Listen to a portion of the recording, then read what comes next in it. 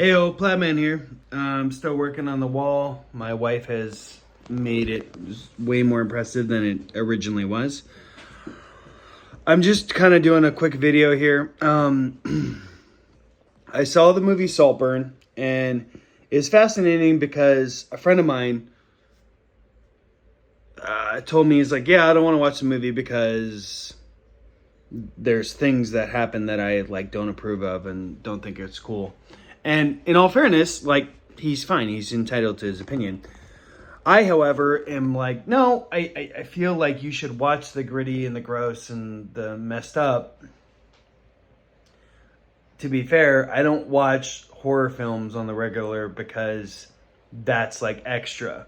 I don't know. It's just not my genre. Anyhow, what was interesting is I saw Saltburn. I got a lot of promo for it. And the promo I felt was somewhat accurate. Somewhat as in, it was totally accurate. It just was also, it didn't say the whole thing, which was great, which is how promo should be. It should give you a sample of what it is you're going to experience and then, show you the rest of the movie when you finally watch it. That being said, I would say the movie's a good film because it is. It's very well done.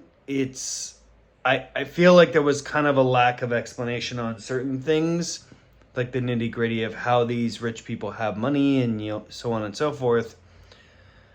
But what I will say is that the main character is a perfect iteration of what we as human beings should all fear, meaning someone who is evil for evil's sake. Somebody who does things that you're like, really? What the? Oh, okay. And I'm going to reference a book in this movie review. Read Ender's Shadow. Read Ender's Shadow. The character of Achilles. That's kind of, to me, what this character was. This character was the character of Achilles. The lead in the Saltburn movie was also the lead in Ender's Shadow. Well, not the lead, supporting villain, whatever you want to call it.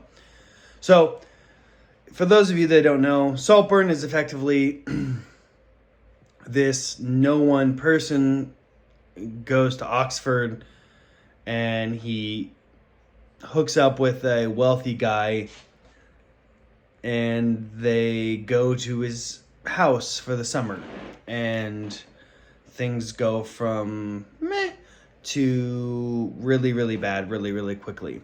And you do get this situation of, oh, hey, these people are super wealthy. They can do whatever. Oh, we're going to have a party of 100 people? No problem. No question about the cost or how difficult that it is to do. They have servants to deal with all that. Not a problem. It doesn't really get into the minutia of how that is. So that's fine. I guess what I was missing was the main character's drive and his impetus as to why he was doing what he was doing. And it was kind of frustrating in that sense, but all in all, it's a good movie that's gross. It's immaculately presented. It's beautifully, hey, these are how the rich and the famous live. They just oh, money is not an issue. We can do what we want. If we have an idea, we just go forward with it, and that's totally fine. The rest of us plebs are well, sorry, there's all this other stuff. I have a hard time getting 100 people to go to my wedding. That's my wedding. So that was kind of weird and interesting. It had a little drips and drops of Crazy Rich Asians, in the sense of this is how the other, not the other half, but the other 1%. This is how the 1% live. which was interesting and informative in its own right. To me, I thought the movie was good. I felt like it, if nothing else, what it told. Okay, I'll do it this way.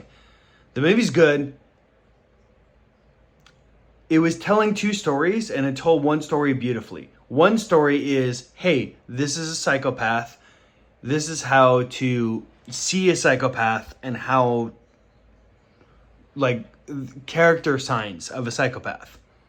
And then the other was, hey, this is how the 1% lives. Just enjoy the wonderfulness of the crazy, the frivolity of the 1%. And as much as like that's interesting, it's not Crazy Rich Asians. It's not super exciting. It's really naughty and nasty. So I don't really suggest watching the movie. I would suggest it only from the character perspective of watching the main guy and some of the tells that he gives for your own life, because you're always going to run into people who are that way or variants of that. And it's really important for you as an individual, if you run into them, to be like, I don't want you in my life. Because unless you cut those people from your life, they're going to ruin it. And this movie kind of articulated that really, really well. Kind of, but not really. So I suggest the movie from that perspective. From a little bit of the perspective of like dipping your toes into the rich and the famous, this is really not the movie for it. But yeah, that's my plan. My review is it's good. It's not great. And it's good only from the perspective of a life lesson of, hey, watch out for these people so that you don't get shanghaied by them. Anyhow, Plaid Man out. Love you all. Pieces. I'm going to make more videos today because it's that kind of productive day because I don't have my normal JOB. Anyways, love you all. Talk to you soon.